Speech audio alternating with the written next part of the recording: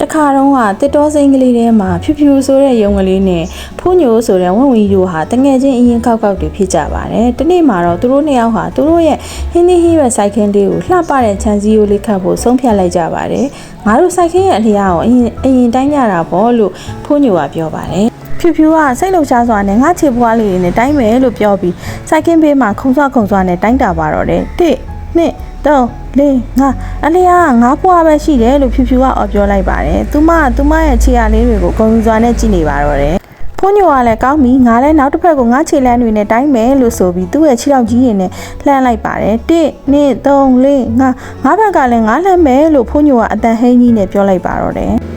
ဒါပေမဲ့သူတို့ခြံစည်းရိုးတိုင်းတွေအတွက်တစ်သားချောင်းတွေကိုဖြတ်ပြီးစိုက်ကြည့်ရတဲ့အခါမှာတော့ပြဿနာတက်ပါတော့တယ်။ဖြူဖြူဖြတ်ထားတဲ့တစ်သားချောင်းလေးတွေကအရန်တိုးနေပြီးတော့ဖိုးညိုဖြတ်ထားတဲ့တစ်သားချောင်းတွေကအရန်ရှည်နေပါတယ်။ငါတို့ညလုံး၅ခုစီပဲတိုင်းတာလေဘာလို့မတူတာလဲလို့ဖြူဖြူကနားမလည်နိုင်အောင်ဖြစ်နေပါတော့တယ်။အဲဒီချိန်မှာပဲတစ်ပင်မောကနေပညာရှိစည်းကွက်ကြီးတုတ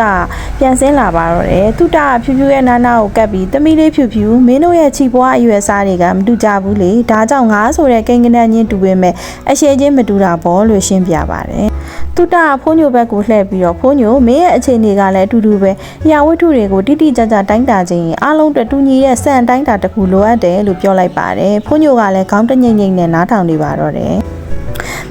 သူ့အိတ်ထဲကနေဟွာရောင်ပေကျိုးရှည်တစ်ခုကိုထုတ်ပေးလိုက်ပါတယ်ဒါကိုပေကျိုးလို့ခေါ်တယ်ဒီပေါ်မှာရှိတဲ့စင်တီမီတာနဲ့မီတာတွေဟာကမ္ဘာပေါ်ကဘယ်သူပဲတိုင်အတူပဲဖြစ်စေရမယ်လို့ဖြူဖြူကိုသင်ပြပေးတော့ပါတယ်ဖြူဖြူနဲ့ဖိုးညိုတို့ဟာပေကျိုးကိုအတူတူကိုင်းပြီးစိုက်ခင်းကိုပြန်တိုင်းကြပါတယ်ကဲအလျားက2မီတာရှိတယ်လို့သူတို့ဟာတပြိုင်တည်းပြောလိုက်ကြပါတယ်အခုဆိုရင်သူတို့ဖြတ်လိုက်တဲ့တစ်သားချောင်းတွေဟာတစ်ခုနဲ့တစ်ခုအတိအကျတူညီသွားပါပြီ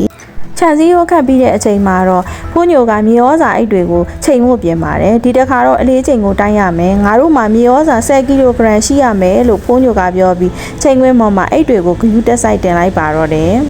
နောက်ဆုံးမှာတော့သူတို့ရဲ့စိုက်ခင်းလေးကလှပပြီးညီညာတဲ့ခြံစည်းရိုးလေးနဲ့ပြည့်စုံသွားပါတော့တယ်ဖြူဖြူနဲ့ဖိုးညိုတို့ဟာတိုင်းတာတွေရဲ့ရေးပါပုံကိုသိသွားကြပါပြီမှန်ကန်တဲ့တိုင်းတာတွေရှိရင်အရာဟာအကွက်ကြကြလှပနေတာပဲလို့ဖြူဖြူကပြောရှင်စွာပြောလိုက်ပါတော့တယ်ဒီနေ့ပုံမြင်လေးကတော့ဒီလောက်ပါပဲကလေးတို့ရေနောက်ပုံမြင်လေးတွေမှာပြန်တွေ့ကြမယ်နော်ဘိုင်ဘိုင်